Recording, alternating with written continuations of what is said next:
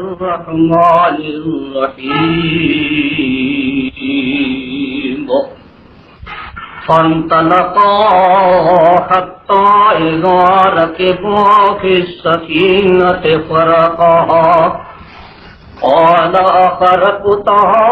لتغرقها لها لقد جئت شيئا نكرا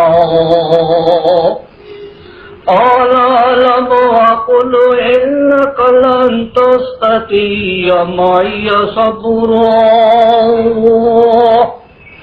قال لا تؤاخذني بما نسيت ولا ترهقني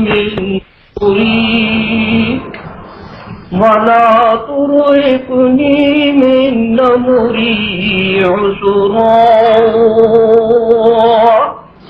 فانطلقا حتى إذا لقيا غلاما فقتله قال قتلت نفسا زكية بغير نفس لقد جئت شيئا نكرا قال ألم أقل لك إنك لن تستطيع معي صبرا قال إن سألتك عن شيء بعده فلا تصاحبني قد بلغت من لدني عذرا فانطلقا حتى إذا أتيا أهل قرية استطعما أهلا فأبوا أن يضيفوهما فوجدا فيها جدارا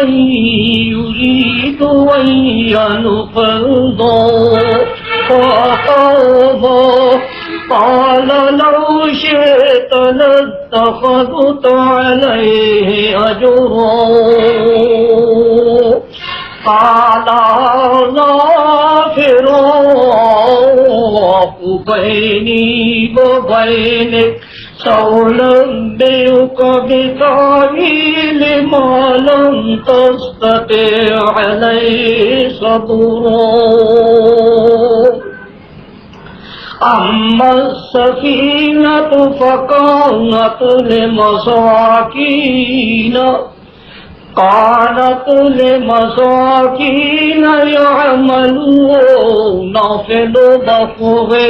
فأردت أن أعيبها وكان وراءهم ملك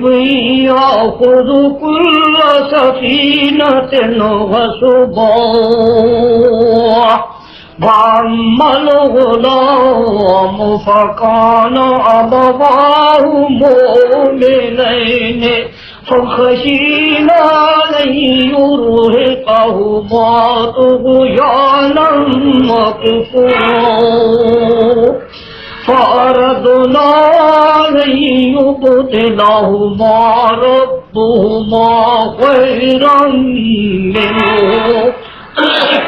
خيرا منه زكاة وأقرب رحما وأما الجدار فكان لغلامين يتيمين في المدينة وكان تحته كنز لهما وكان أبوهما صالحا فأراد ربك ليبلغا أشدهما ويستخرجا كنزهما رحمة من ربك وما فعلته عن أمري ذلك تأويل ما لم تستطع عليه صبرا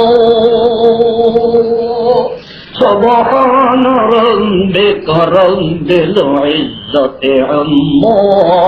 يصفون وسلام على المرسلين والحمد لله رب العالمين. Thanks for watching. Don't forget to like, comment, share and subscribe to Khanqah Hazrat Maulana Allayar Khan Rahmatullah Alayh.